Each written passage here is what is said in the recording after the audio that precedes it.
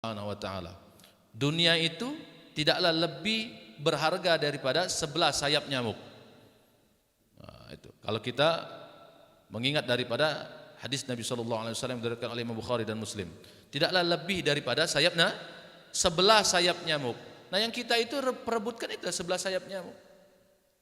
Maka ketika Allah titipkan rizkinya kepada kita, maka gunakan untuk ibadah. Ibu diberikan rizki lebih dari teman-temannya, kendaraan punya mobil sendiri, maka jadikan mobil tersebut untuk ibadah. Untuk ibadah. Ayo, jangan sampai mobilnya udah ada tapi nggak dipakai untuk ibadah. Rizki Allah titipkan kepada ibu, beli untuk pakaiannya untuk ibadah. Nggak apa-apa, bagus-bagus, nggak apa-apa. Nggak ada larangan untuk menggunakan pakaian yang bagus, apalagi digunakan untuk ngaji. Selagi niatnya untuk ngaji, bukan untuk mejeng-mejeng. Nah, gitu. Untuk ngaji, para ulama itu ibu kalau ngaji mereka itu bukan main, persiapan mereka itu. Ulama-ulama Yaman, Hadramaut, ulama-ulama Saudi itu kalau hadir di majelis ilmu, kalau guru-guru kami juga di Palembang inilah para kiai, para habaib, mereka itu kalau menggunakan ibu jangan pakai parfum, kecuali parfum untuk sekedar apa namanya itu, sekedar untuk membentengi dari bau keteknya itu. Kalau baik keteknya itu bau kambing berok. Kalu-kalu kan. Itu tahu nggak? 1 mili para ulama tuh kalau untuk menggunakan sunnah Nabi, 1 mili minyak wangi itu sampai mereka tuh harganya sampai ratusan ribu. Makanya kalau kami cium tangan para guru-guru kami itu sampai lengket di tangan kami itu. Ada ya macam-macam. Ada kalau di Saudi itu ya, saya sering nanya-nanya, itu ada 1 mili itu harganya 2,5 juta, Bu. 2,5 juta. Kalau kita ke Zamzam Tower itu masuk gitu ya, 1 mili paling murah 2,5 juta ada itu. Yang pakaian sultan-sultannya itu ya. Kalau kita aduh 2,5 juta. Lemak beli beras, bayar token listrik, bayar cicilan kredit jilbab, itu. Lu malah itu. Kenapa orang-orang Arab banyak beli yang kayak gitu tuh? Karena duit hepengnya banyak. Sennya ada.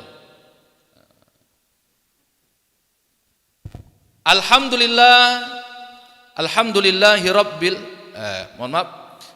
khasiat kegunaan bismillah dulu, mohon maaf. Kegunaan bismillah.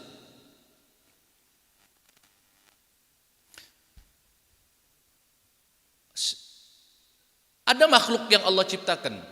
Yang pertama kali menulis bismillahirrahmanirrahim. Siapa itu? Makhluk yang pertama Allah ciptakan. Makhluk yang pertama yang Allah makhluk yang pertama ciptaan Allah, makhluk yang Allah ciptakan yang pertama kali menulis bismillahirrahmanirrahim, makhluk pertama yang Allah ciptakan yang Nabi Muhammad. Ini makhluk yang Allah ciptakan pertama kali menulis bismillahirrahmanirrahim. Ayo. Bukan manusia, bukan.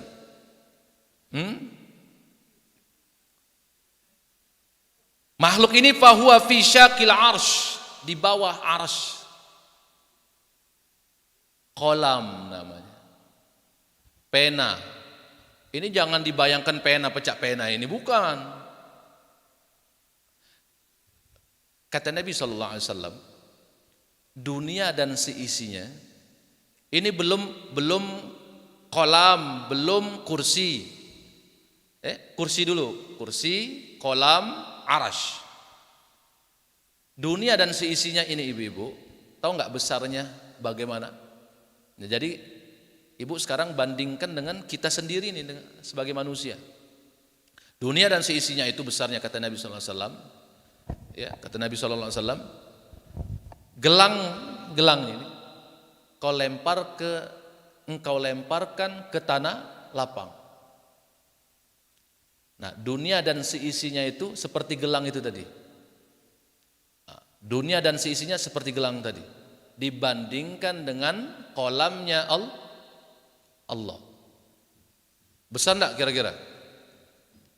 Ini baru dengan kolamnya Allah. Bagaimana dengan kursinya Allah dan arasnya Allah? Kata Nabi SAW, kalau kau pengen tahu besarnya arasnya Allah Subhanahu Wa Taala, makhluk yang paling besar itu aras. Ini cincin engkau lemparkan ke padang pasir yang begitu luas. Itulah arasnya Allah, padang pasir itu tadi. Ini cincin, dunia dan seisinya, gabungan dari kolam, gabungan dari kursi. Ketika digabung seperti cincin umpamanya, lalu dibandingkan dengan arasnya Allah, seperti engkau lemparkan cincin ini ke padang pasir yang luas. Kira-kira besar enggak aras itu? Enggak bisa kita bayangkan lagi, Bu.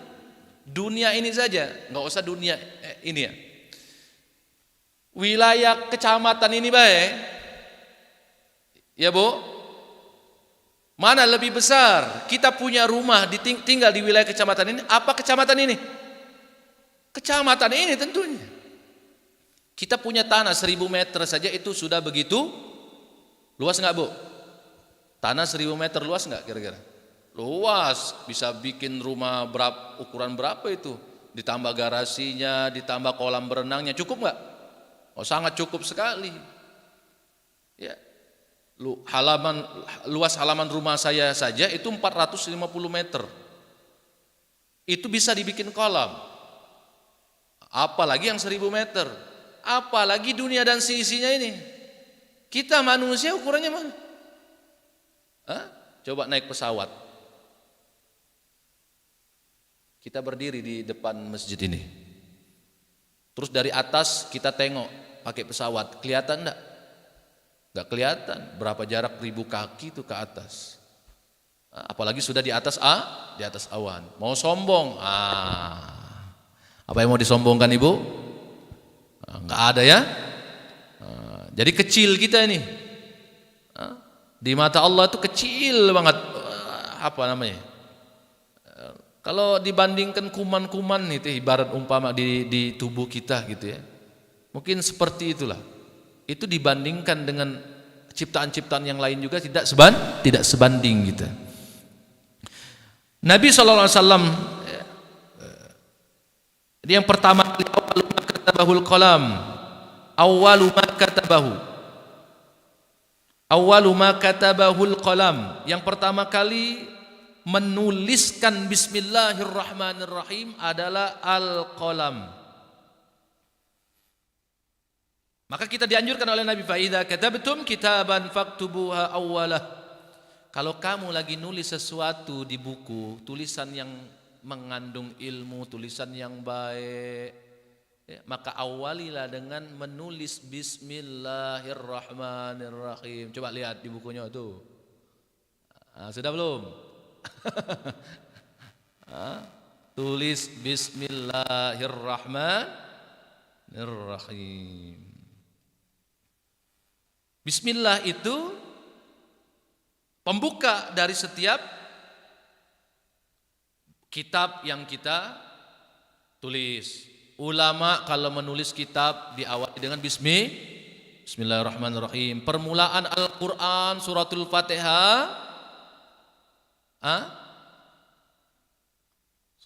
Permulaan suratul Fatihah dimulai dengan bismillahirrahmanirrahim. Kenapa, Ibu? Supaya dapat berkah kasih dan sayangnya Allah. Cuma modal menulis.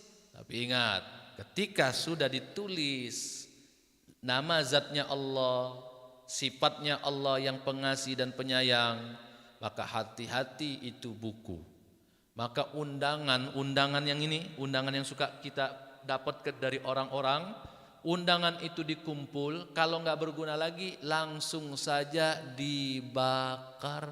Cari posisi yang searah badan kita. Maksudnya ini ember yang bukan ember yang plastik, bukan ya, ember yang besi mungkin, aluminium, ya, cari meja, kumpulkan undangan yang punya bacaan bismillah tadi, bakar semuanya itu.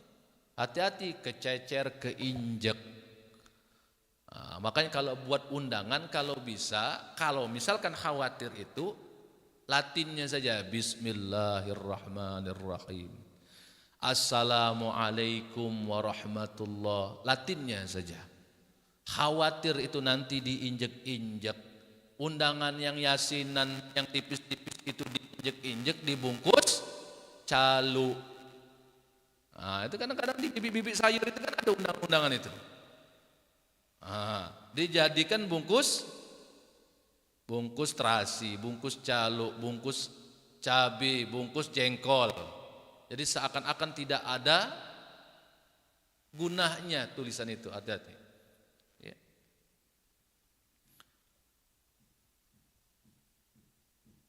Dan setiap surah ada bacaan Bismillahirrahmanirrahim. Maka di dalam mazhab Syafi'i, Ibu, di dalam mazhab Syafi'i kita tetap disunnahkan tetap membaca Bismillahirrahmanirrahim ketika kita membaca Al-Quran, walaupun lanjutannya. Jelas ya? Walaupun lanjutannya. Karena Bismillah yang kita bacakan itu bukan bagian daripada surah-surah selain daripada Al-Fatihah. Namun yang perlu kita pahami, Imam Malik berpendapat Bismillahirrahmanirrahim. Imam Malik bin Anas, ya, Al-Imam Malik bin Anas, Al-Imam Malik bin Anas berpendapat Bismillahirrahmanirrahim itu bukan bagian daripada suratul Fatihah. Ini kudu dipahami oleh ibu-ibu. Jadi jangan sampai heran kalau ada orang yang tidak baca bismillah. Itu karena pendapat Imam Malik. Kenapa? Karena kata Imam Malik, setiap surah disepakati oleh para sahabat itu diberikan bacaan Bismillahirrahmanirrahim. Jelas ya? Diberikan bacaan Bismillahirrahmanirrahim.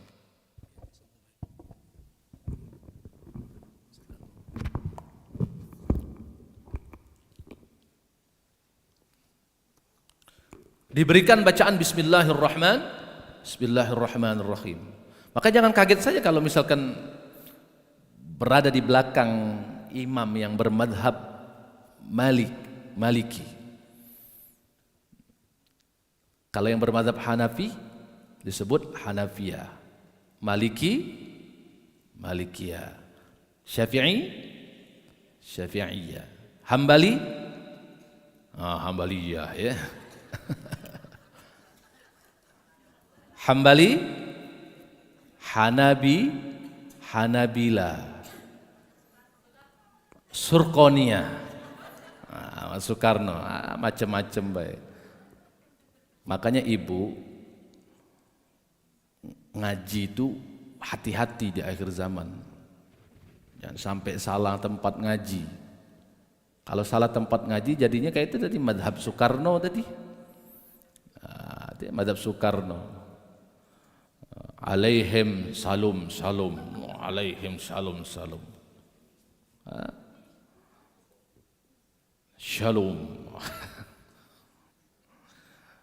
Salam kebajikan. Sudahlah, assalamualaikum baik. Itu kan sudah meliputi keseluruhannya. Assalamualaikum warahmatullahi wabarakatuh. Hom santi. Itu bukan salam kita, Ibu. Ngapa ini Ibu ucapin? Semuanya punya artinya. Hom santi. Yang dipanggil santi namanya itu ya. Baik. Maka jangan heran kalau Imam Malik itu Ibu baca Qur'annya itu Al-Fatihahnya khususnya itu agak berbeda. Riwayatnya beda. Allahu Akbar, salatnya lurus tangannya. Jadi ada letak persamaan dengan Syiah, cuma beda.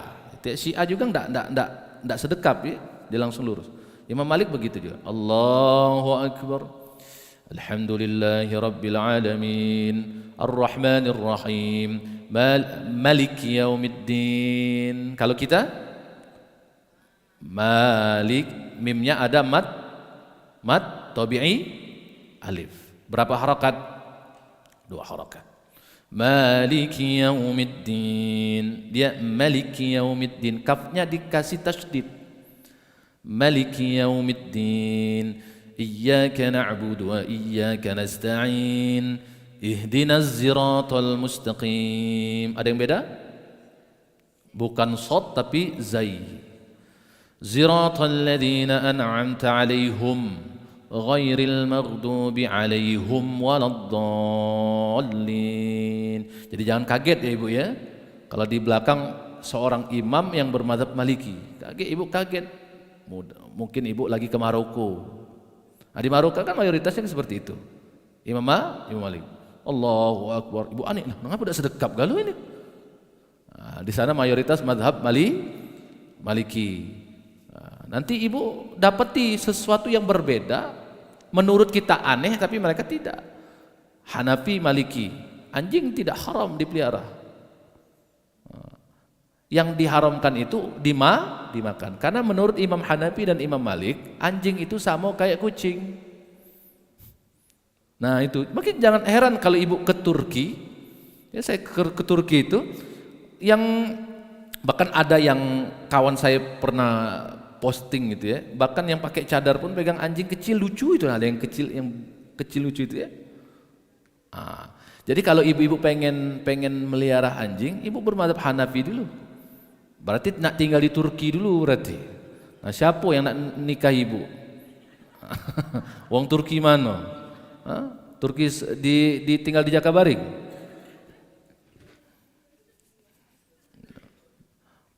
Itu ya dari sisi perbedaan sedikit saja yang ingin saya sampaikan.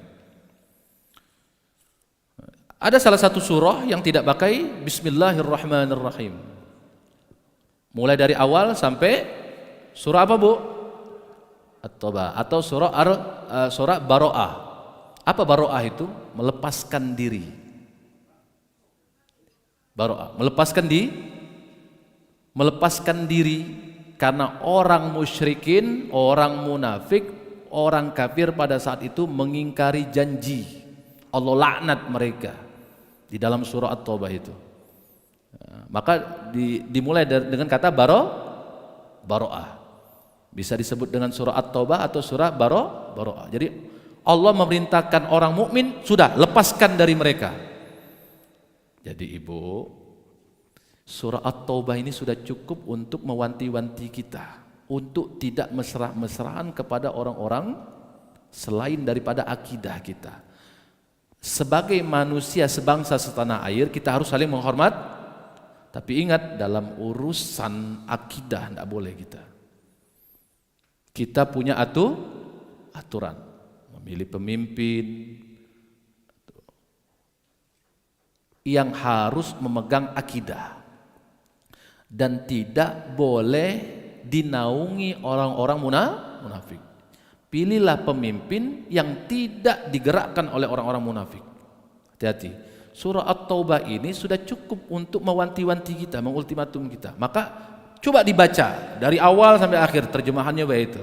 Bila perlu Ibu beli tafsir. Apa sih maksudnya? Itu sudah cukup mengultimatum Ibu, termasuk dalam urusan memilih pemimpin. Hati-hati. Siapapun memilih pemimpin dalam urusan rumah tangga. Ini kadang-kadang mohon maaf, sudah tahu beda keyakinan masih dijadikan laki. Akhirnya hancur.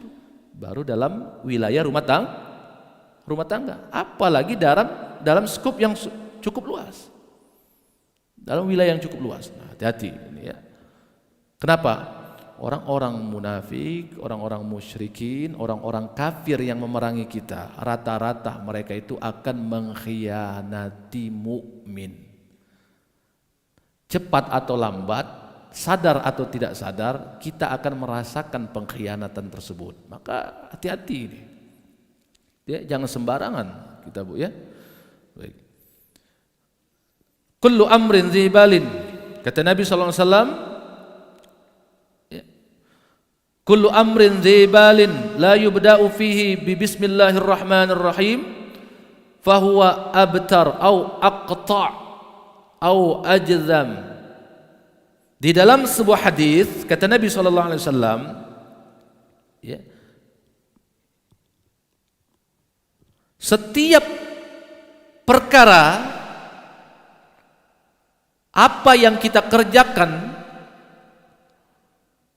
setiap perkara apa yang kita kerjakan yang baik-baik, la yubda'u fihi bi bismillahirrahmanirrahim, tidak dimulai, dia tidak memulai membaca bismillahirrahmanirrahim, fahuwa abtar au aqta', maka terputuslah kebaikan itu dari berkahnya Allah. Ibu datang ke sini tidak baca bismillah, terputus berkahnya. Yang bisa jadi ibu dapat ilmunya, tapi berkah dari ilmu yang Allah turunkan itu nggak ada.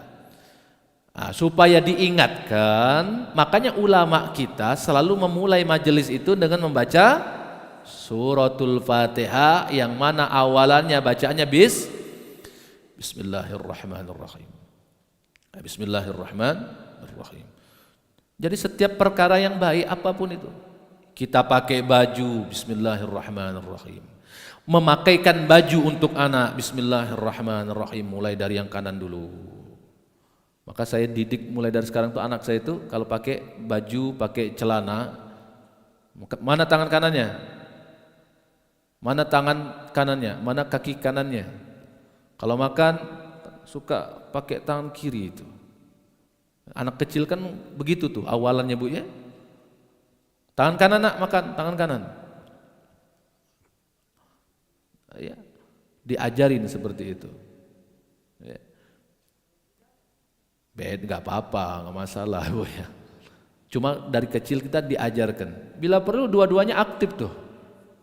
Dua-duanya aktif. Saya punya jemaah Bu di Sukadamai di Skojo itu. Dua-duanya aktif.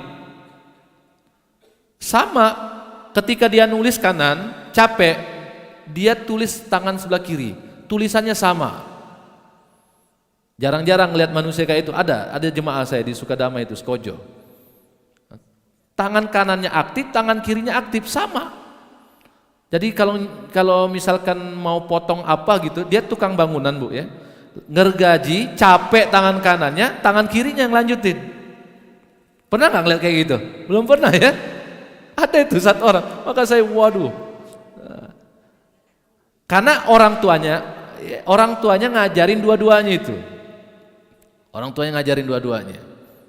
Anak-anak tuh rata-rata kalau masih kecil dominannya kan tangan kiri Bu, kalau saya perhatikan tangan kiri, semua aktivitas dimulai tangan kiri. Itu kalau nggak dibiasain tangan kiri, ya.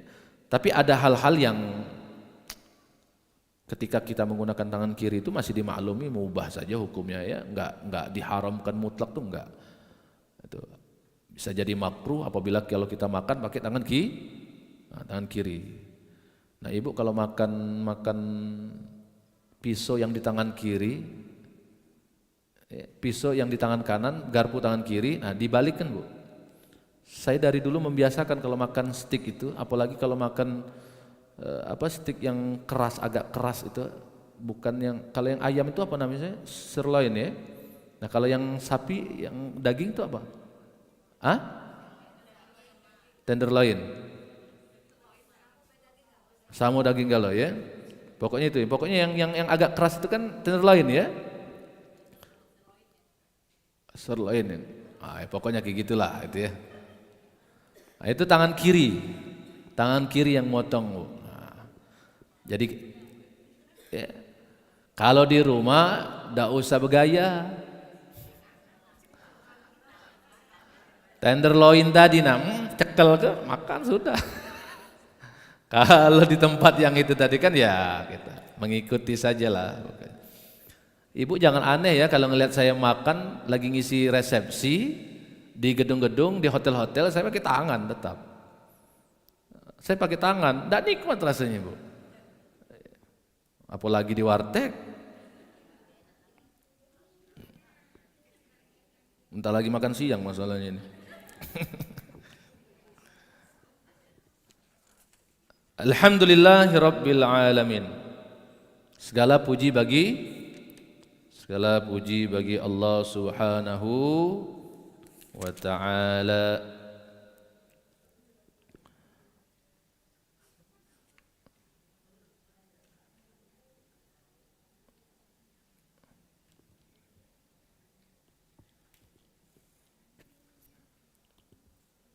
Segala puji bagi Allah Subhanahu wa ta'ala.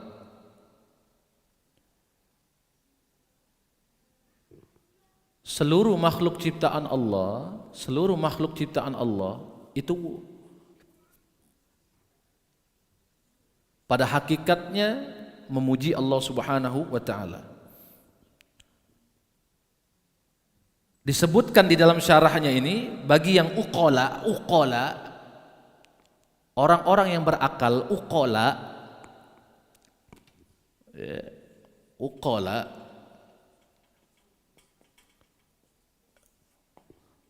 orang yang berakal, wajib memuji Allah setiap saat. Saya tanya dengan ibu punya akal, berfungsi, punya ketaatan, punya iman, wajib. Nah itu, bukan hanya ba'da sholat saja. Wajib memuji Allah. Bagi orang-orang yang berakal itu wajib kapanpun puji Allah Subhanahu wa ta'ala. Dengan pujian apa? Subhanallah walhamdulillah wala ilaha wallahu akbar. Kata Nabi SAW, setiap perkara yang tidak diawali dengan bacaan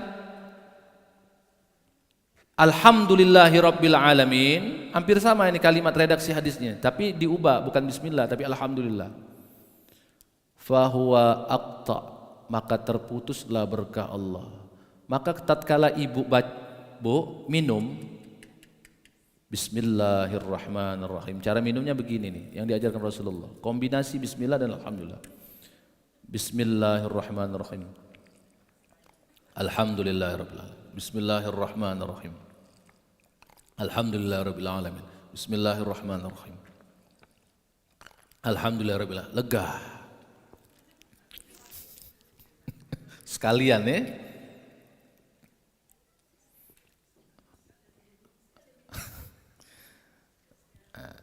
Maka harus digandeng, Bun. Bismillah, alhamdulillah itu harus digandeng itu. Ya. Mau sholat, Bismillahirrahmanirrahim, salatu wassalamu ala rasulillah, rabbighfirli wali walidayya. Itu yang diajarkan oleh guru saya itu, Kiai Haji Zainuddin Qasim. Guru tafsir Quran saya di Bekasi itu, Kiai Haji Zainuddin Qasim. Dia kalau beliau itu kalau sholat, Bismillahirrahmanirrahim, assalatu wassalamu ala rasulillah, rabbighfirli wali walidayya, Allahumma hasibna hisaban yasira. Indah banget ujungnya itu. Ya Allah, hisablah kami dengan hisab yang Engkau permudahkan. Setiap sholat beliau itu, Allahumma hasibna hisaban yasira. Nggak hafal bahasa Arabnya, itu kan di luar sholat. Ibu ngomong, ya Allah mudahkanlah hisab kami dengan hisab yang mudah. Sebelum sholat biasakan itu, Bismillahirrahmanirrahim, assalatu wassalamu ala rasulillah, rabbighfirli wali walidayya. Ya Allah ya Tuhanku, hisablah aku dengan hisabmu yang mudah. Didawamkan. Maka sampai saat ini alhamdulillah saya tidak pernah lepas yang cek itu. Bismillahirrahmanirrahim, assalatu wassalamu ala rasulillah, rabbighfirli wali walidayya, Allahumma hasibna hisaban yasira. Kalau jadi imam atau sholat sendirian, ya, mau sholatnya wajib ataupun sholatnya sunnah. Maka jangan berhenti memuji Allah Subhanahu wa ta'ala. Memuji itu dalam artian merayu Allah, membuat Allah senang, itu memuji. Kalau Allah sudah dirayu terus Allah senang, apa yang kita minta gampang, mudah, Bu. Ya, cuma ingat jangan memahami kalimat ud'uni astajib lakum secara tekstual. Mintalah kepadaku niscaya aku kabulkan. Para wali-walinya Allah itu memahami redaksi ayat ini bukan seperti itu. Maksudnya begini, rajin-rajinlah kamu tuh minta. Kalau kamu mau sabar dalam pintahmu, ya, ini kalau wali-walinya Allah tuh memaknai itu ayatnya seperti ini.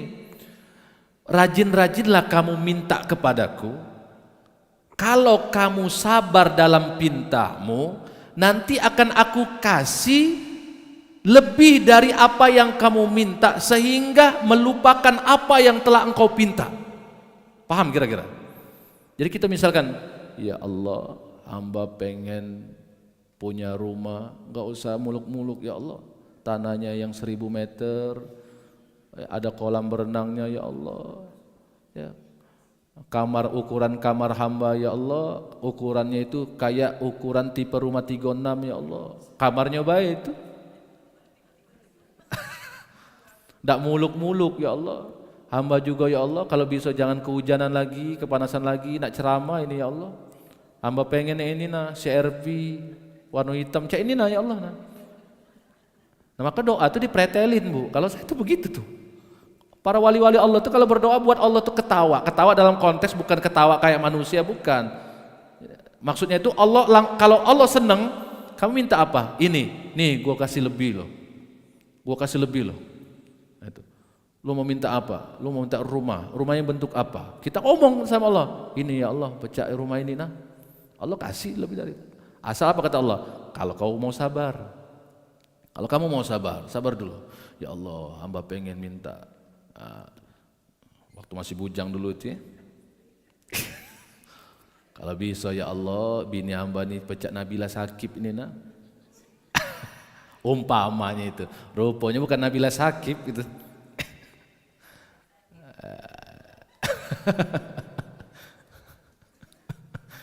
Bukan Nabila Sakit, bukan ya.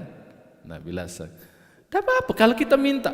Bu, kata guru saya itu Kiai Haji Nur Ali itu, kita tuh minta dengan zat yang maha segala-galanya.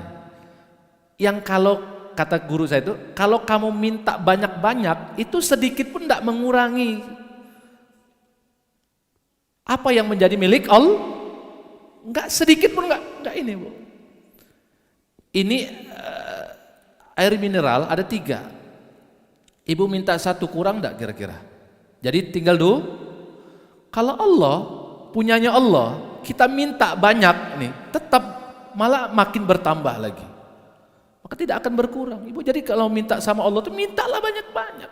Terlepas kapan dikabulkan, ya, belum atau terlambat segala macam. Ini bukan urusan kita, maka jangan atur-atur Allah. Kalau ketika kita sabar. Bisa jadi Allah kasih lebih besar daripada apa yang kita minta dan sehingga membuat kita lupa dengan apa yang kita minta. Saking yang Allah berikan itu lebih dari apa yang kita minta. Jadi sabar-sabar. Ya Allah, sampai saat ini anak hamba itu belum dapat jodoh. Tolong ya Allah, berikan anak hamba yang perempuan ini, misalkan. Ya. Lanang pecah Arab Saudi itu ya Allah, besar tinggi belaga putih, hidung mancung, bebuntut. Itu umpama itu. Tidak apa-apa minta. Selagi yang kita minta itu tujuannya untuk ibadah. Ya Allah, hamba pengen punya mobil. Hamba ini lah bisa nyetir dari gadis, tapi sampai main hari belum punya mobil. Kalau engkau berkenan ya Allah, hamba minta mobil supaya hamba bisa ngajak teman-teman, ngajak majelis. Itu ngajak majelis bareng pergi. Ya Bu Haji ya. Itu manfaatkan itu mobil jadi ibadah. Ibu ngajak orang masuk ke dalam mobil ibu tinggal panen amal jariahnya nanti. Berkat berkat mobil yang ibu pakai untuk mengajak teman ibu dapat ilmu sama seperti ibu, teman ibu menerapkan ilmu tadi, ibu dapat amal jariah. Cuma kadang-kadang kawan-kawan ini tidak kati akal. Sudah dikasih jantung. Iya, mulai dipacalnya gitu tadi. Ya, itu tadi ya, mulai dipacalnya tadi. Baik. Alhamdulillahirabbil alamin wa bihi nasta'inu ala umurid dunya waddin. dan dengannya kita berminta tolong kepada Allah dalam urusan dunia dan akhirat. Ad-din, ad-din itu kan, ad-din itu secara bahasa artinya agama. Agama itu adalah urusan akhirat. Jadi kalau ibu belajar ilmu agama, ibu itu sedang sekarang ini memikirkan urusan akhirat. Jadi kalau ada orang yang suka mencari-cari alasan untuk menghindari majelis ilmu, orang ini pada hakikatnya secara tidak sadar dia sedang sedikit demi sedikit melupakan yang namanya akhirat. Ibu menyekolahkan anak di tempat yang dominan belajar ilmu agama, itu tandanya ibu sedang mengarahkan anak ibu untuk selalu fokus dalam urusan akhirat.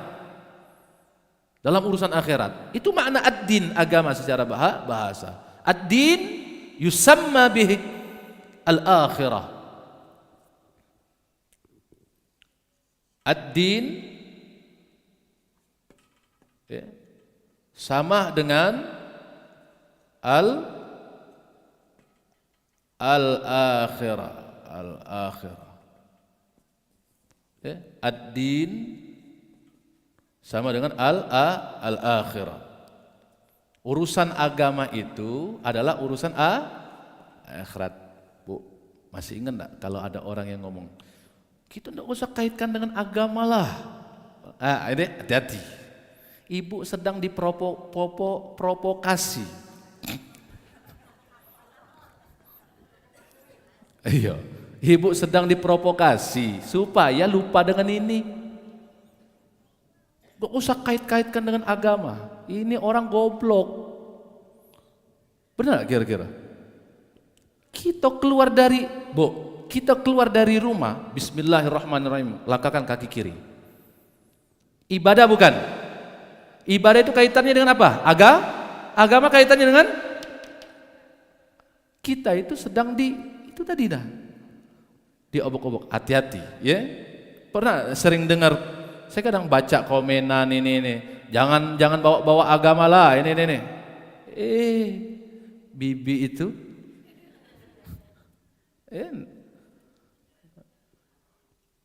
ibu-ibu diprovokasi untuk tidak hadir majelis ilmu. Nenek itu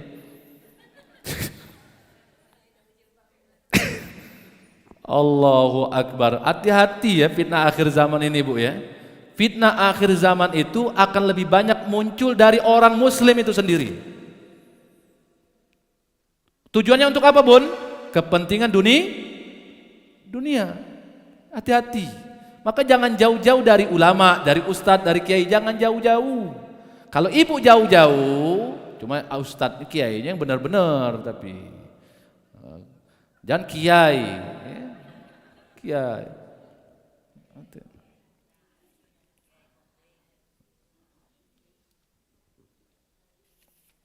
Jadi minta pertolongan dengan Allah. Setiap lihat ibu, ala umuri,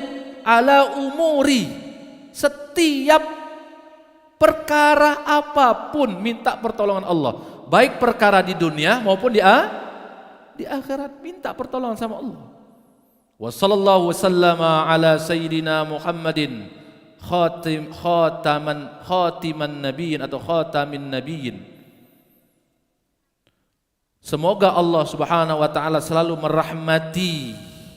Jadi salawatnya Allah itu kepada Rasulullah adalah rahmatnya Allah,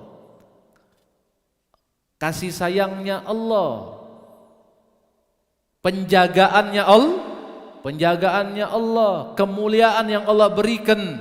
Itu makna salawat di situ. Sedangkan malaikat dan seluruh manusia memberikan salawat berbentuk doa.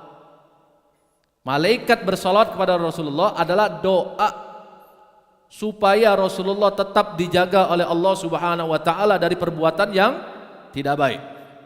Manusia bersalawat tujuannya adalah untuk mengharapkan syafaat, pembelaan dari Rasul. Makanya banyak-banyak salawat. Ibu tidak ada alasan ini tidak bersalawat. Tidak usah pakai tasbih juga tidak masalah, dalam hati sambil nyetir sallallahu alaihi Muhammad sallallahu alaihi Muhammad sallallahu alaihi Muhammad sallallahu alaihi Muhammad. biar ada pancingannya. Itu kalau ibu pakai mobil, suara apa namanya itu, tape-nya atau radionya itu diganti setel salawat di situ. Sekarang tidak pakai kaset lagi ya, pakai apa namanya itu, pakai MP3 itu, colok pakai disk, flash disk. Habib Syekh kah, inilah itu ya. Atau Maulaya sholli wa sallim, setel di situ. Jangan yang lain-lain, ya, ikan dalam kolam lah, cikok bagi duo lah, buka di situ. Itu kalau di Saudi, Bu, ibu tidak akan pernah dengarkan lagu-lagu di Saudi kalau disetel di mobil-mobil taksi mereka tuh. Ayat Quran, bacaan hadis dari para ulama-ulama itu kalau kita dengarkan, tidak ibu temukan di situ. Wa khatamin ala sayyidina Muhammadin khatamin nabiyyin, penutup para ibu harus faham, enggak ada nabi selain Nabi Muhammad setelahnya, karena Nabi Muhammad adalah penutup para nabi dan rasul. Wa alihi, dan keluarga Nabi. Wa alihi, keluarga Nabi. Keluarga Nabi itu dibagi dua. Yang disebut dengan alihi. Ya. Para ulama membagi dua. Ada yang mengatakan alihi itu Bani Hashim, Bani Hashim dengan Bani Abdul Muttalib. Jadi seluruh keturunan Bani Hashim dan Bani Abdul Muttalib itu disebut dengan Ahlul Bait. Ahlul Bait. Keturunan dari Abdul Muttalib itulah dari Rasulullah, Sayyidina Ali dan Fatimah, maka disebut dengan keturunan Hasan dan Husain. Kalau dari Hasan disebut dengan Sayyid. Ya, saya Sayyid. Kalau dari Husain keturunannya disebut dengan Habib, Hubabah, Syarifah. Di Hasan, di Husain juga ada Syarifah. Wajib. Taraktu fikum amrain in tamassaktum bihima lan tadillu abada, kitabullah wa utsrati, kata Nabi. Hadis riwayat Imam Muslim. Jadi kalau ada orang yang mengatakan tidak boleh terlalu berlebih-lebihan menghormati ahlul baitnya Nabi, hati-hati. Ibu sedang digiring untuk membenci ahlul baitnya Nabi. Pemikiran seperti itu disebut dengan pemikiran para khawarij. Hati-hati ya Bu ya. Ini kan sudah mulai bermuncul nih. Ibu, kalau ada seorang sayyid, seorang habib, mugola dia bengak dalam ilmu agama, wajib kita sayangi, wajib. Seorang sayyid, syarif, ya, seorang sayyid atau syarif. Nah itu, habib, wajib. Mugola dia nak bengak dalam urusan agama, wajib. Hati-hati. Siapa yang kata Nabi SAW, ya, yang mencintai aku tidak akan pernah melukai keturunanku. Hati-hati. Bahaya ini. Kalaupun ada seorang sayyid, habib yang tingkah lakunya begini, tugas kita menghormati, karena darah Rasulullah berada di dalam tubuhnya, mengalir. Kenapa dia begini, Ustadz begini? Karena dia bukan seorang nabi. Dia manusia biasa seperti bisa salah dan tidak hati-hati, kita sedang digiring untuk membenci ahlul bait. Pendapat yang kedua, alihi di sini adalah orang mukmin yang mendapatkan syafaat Nabi. Kita yang mendapatkan syafaat nanti di yaumil qiyamah termasuk keluarga Nabi. Tapi ingat, yang dimaksud dengan ahlul bait itu ala nasabihi, terhadap nasabnya Rasulullah. Ada As-Segaf, ada Syahab, ada Syihab, ada Al-Qaf, ada Al-Attas, ada Al-Khirid, banyak, ada Al-Madahid, Al-Habsyi, Barakbah, banyak itu silsilah nasab keturunan Nabi SAW yang wajib kita hormati. Nggak suka sama orangnya saja, tingkah lakunya. Mohon maaf, nggak suka sama tingkah laku kalau nggak baik. Tapi kalau sama orangnya, ya kita seakan-akan sedang berhadapan dengan keturunan Nabi yang mana di dalam dirinya ada darah Nabi SAW. Hati-hati, Bu. Ya. Apalagi kalau pokoknya kalau sifat-sifat dia gimana sudah. Karena dia bukan Nabi. Wala haula, mohon maaf, wasahbihi, dan para sahabat. Jadi ada golongan juga yang membenci para sahabat, Syiah. Hati-hati. Kalau yang membenci keluarga Nabi disebut dengan Khawarij. Yang membenci sahabat, Syiah. Ajma'in, wala haula wala quwata illa billahil aliyil azim. Apa makna wala haula?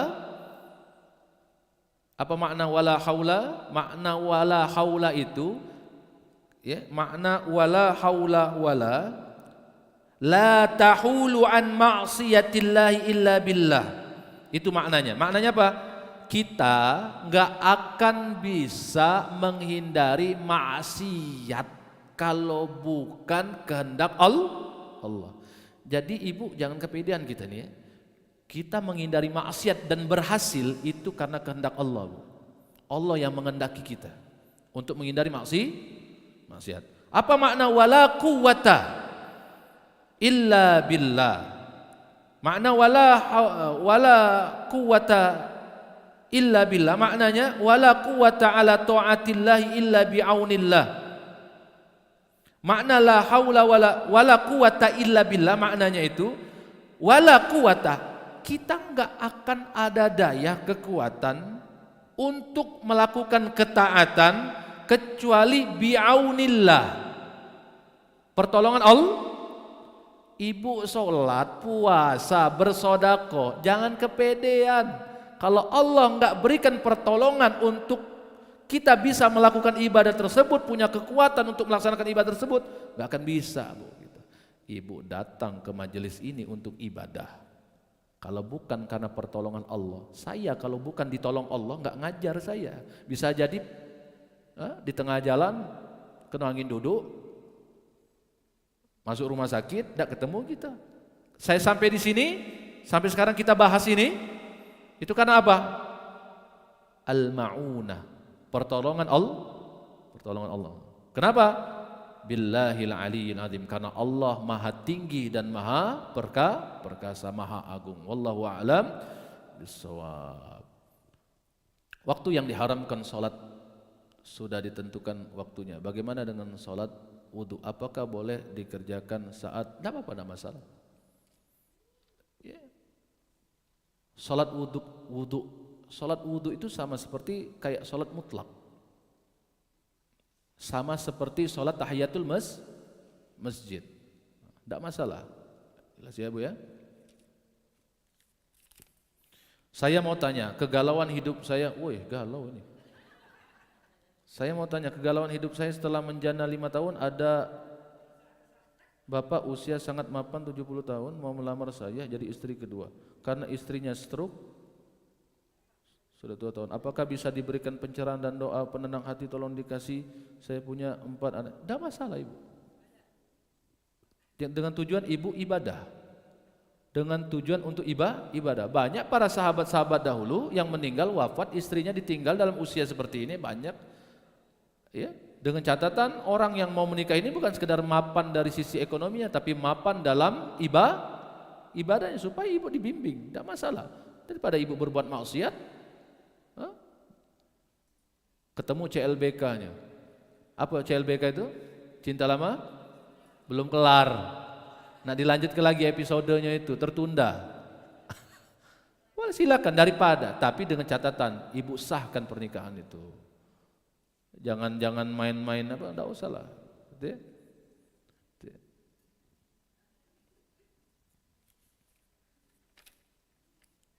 Bila setelah sholat maghrib lebih kurang jam 19 waktu Indonesia Barat tidur, bangun tidur lebih kurang jam 22, apakah bangun tidur boleh sholat isya plus sholat? Boleh, karena diawali harus sholat tahajud.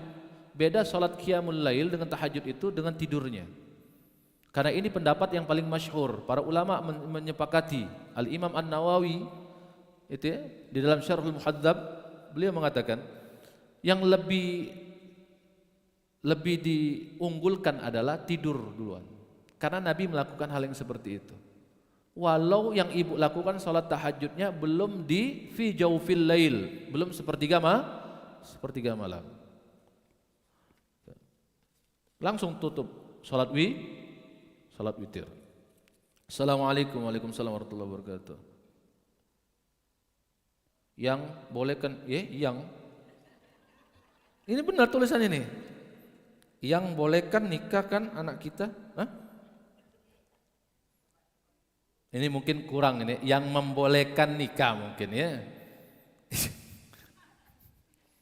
Yang membolehkan nikahkan, yang boleh menikahkan anak kita, apakah boleh kakek si anak dari ayahnya menikahkan? Yang boleh menikahkan anak kita, apakah boleh kakek si anak dari ayahnya menikahkan anak? Ini kakeknya si cucunya tadi, bapaknya dari bapaknya, boleh, senasabnya itu, wali nasabnya itu, atau mamang dari bapak, anak laki-laki dari bapak,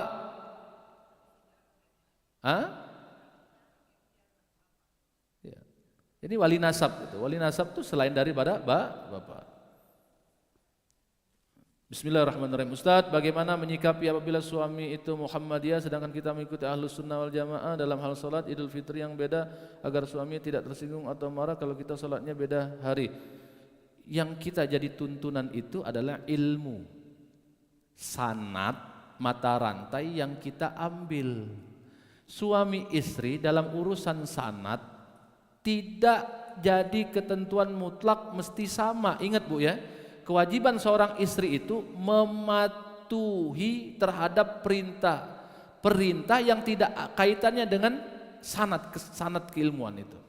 Ibu punya sanad keilmuan dengan guru, tidak bersambung dengan suami, maka yang ibu ikuti adalah guru, sanad keilmuan tersebut. Karena ilmu itu harus bergantung kepada sanad, mata rantai, bukan kepada suami. Kecuali ibu belajar dengan suami. Pertanyaannya, suami ibu seorang ulama bukan? Kalau mau belajar dengan suami, bukan Ustadz, ilmu agamanya sangat standar sekali, jadi saya belajarnya di luar. Kebetulan saya belajarnya ya mayoritas bermadzhab Syafi'i, guru-guru saya. Ya sudah, yang ibu ikuti mazhabnya seorang suami sudah tahu istrinya mengikut berbeda sanad mata rantai keilmuan, maka dia harus menghargai pilihan tersebut. Terjadi ini, ada namanya Pak Haris ya, salah satu travel, istrinya itu Muhammadiyah. Ibu saya sampaikan, Muhammadiyah itu Ahlus Sunnah wal Jamaah, cuma dia bermadhab Hambali yang tidak pakai kunut pada saat sholat subuh. Nah itu saja bedanya. Jangan dibedakan antara Muhammadiyah dengan NU. Muhammadiyah, NU itu cuma ormas, cuma dari sisi madhab sedikit berbeda. Muhammadiyah mengarah kepada Hambali, sedangkan kita ini NU Nahdiyin, baik struktural ataupun di luarnya, kita ini termasuk orang yang bermadhab sampai sekarang kita belajar madhab fikihnya madhab Syafi'i. Jadi kalau misalkan ibu punya suami orang Muhammadiyah, lebaran duluan, sudah ikut dia ini. Tapi kalau suaminya ini paham kaidah fikih, kaidah usul fikih, al-hakim, hukmul hakim, keputusan seorang pemimpin, yarfa'ul khilaf, mengangkat perbedaan pendapat di kalangan ulama, mesti seragam, wajib seragam. Jangan macak-macak gitu ini. Jangan macak-macak. Mau dia Muhammadiyah sekalipun, maka ijtihad mereka tidak akan lebih tinggi daripada keputusan pemimpin. Hati-hati ini. Keputusan pemimpin itu jauh lebih tinggi daripada ijtihad. Ijtihad itu karena bisa berbeda, itu namanya dengan khilafiyah. Terjadinya ikhtilaf. Tapi kalau keputusan pemimpin, maka seluruh perbedaan pendapat itu harus disatukan, wajib diikuti. Tidak melihat ijtihad lagi. Tidak melihat ijtihad lagi. Cuma ya teman kita di sebelah tetap konsisten dengan ijtihad mereka dan kita wajib menghargai mereka. Salah enggak menurut mereka. Salah enggak menurut mereka enggak. Kita wajib hormati. Kalau saya enggak usah pusing-pusing lah, kemarin enggak pusing-pusing. Yang jadi bingung itu kalau banyak Muhammadiyah karbitan.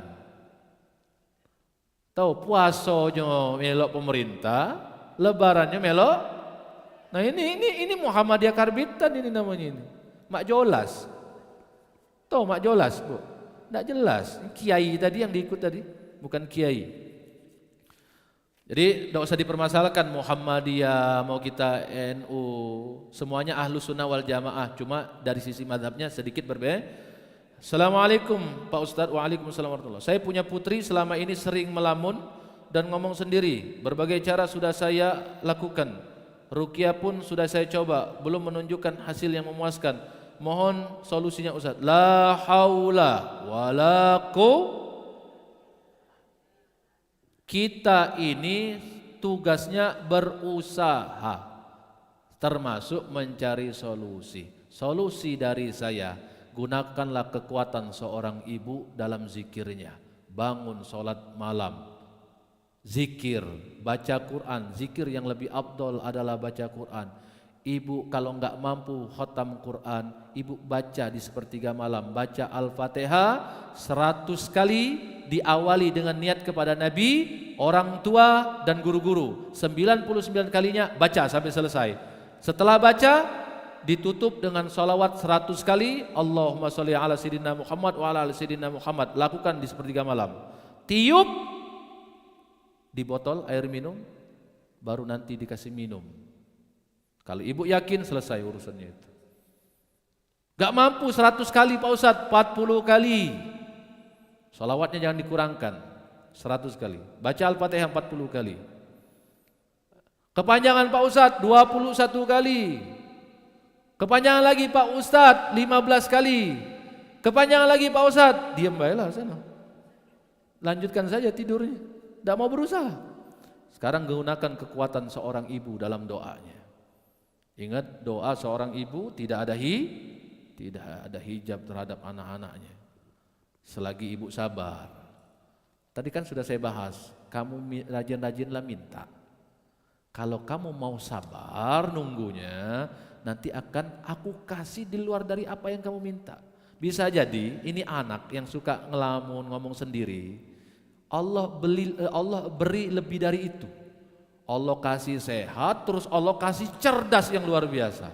Gara-gara zikir kita tadi, bacaan Al-Fatihah kita tadi. Jadi yakin saja.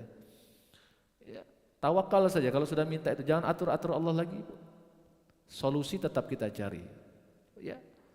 Kalau saya sarankan begini, ketika kita minta solusi dengan dengan beberapa ulama, saya sarankan fokus dulu dengan satu amalan, baru berganti-ganti. Baru ganti-ganti, fokus dulu ya, dengan satu amalan tersebut. Oke. Jelas ya? Ini saja ibu-ibu, para jamaah sekalian yang dimuliakan Allah Subhanahu wa taala. Jadi seperti biasanya, ya kalau mau bertanya pakai begini saja. Jadi untuk menghemat waktu. Jadi tidak nunjuk tangan lagi ya, itu memakan waktu yang cukup banyak. Mari kita sama-sama tutup dengan bacaan suratul Fatihah.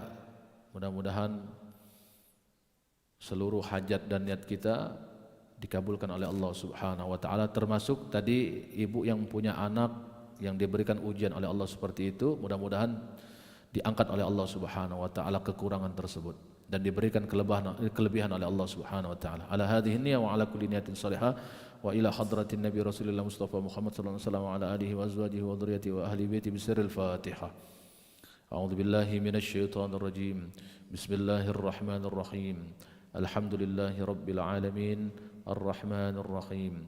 Maliki yaumiddin. إياك نعبد وإياك نستعين اهدنا الصراط المستقيم صراط الذين أنعمت عليهم غير المغضوب عليهم ولا الضالين آمين. استجب دعاءنا يا الله يا رحمن الرحيم يا ذا الجلال والإكرام بأسمائك العظيم بجاه وبحق سيدنا مصطفى محمد صلى الله عليه وسلم. ربنا آتنا في الدنيا حسنة وفي الآخرة حسنة وقنا عذاب النار. وصلى الله على سيدنا مولانا محمد وعلى آله وصحبه وبارك وسلم والحمد لله رب العالمين. تقبل الله منكم. هدانا الله وإياكم أجمعين والله الموافق إلى أقوم الطريق. ثم السلام عليكم ورحمة الله تعالى وبركاته.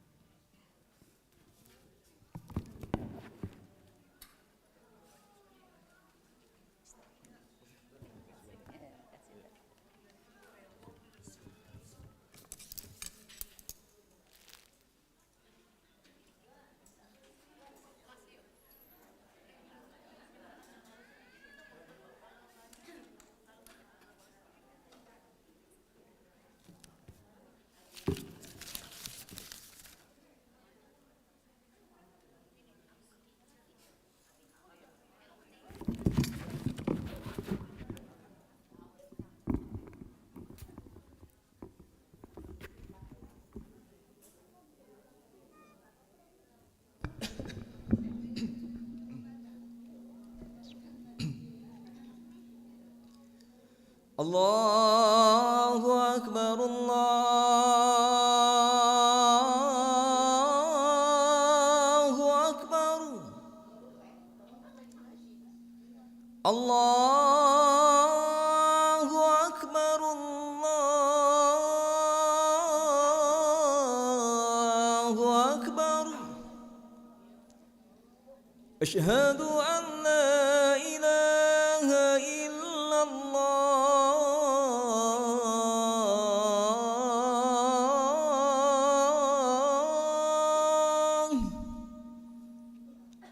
أشهد أن لا إله إلا الله.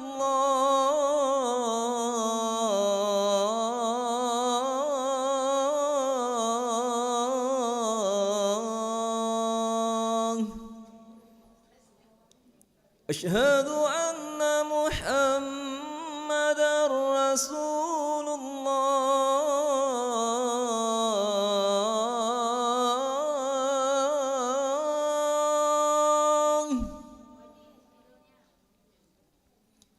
أشهد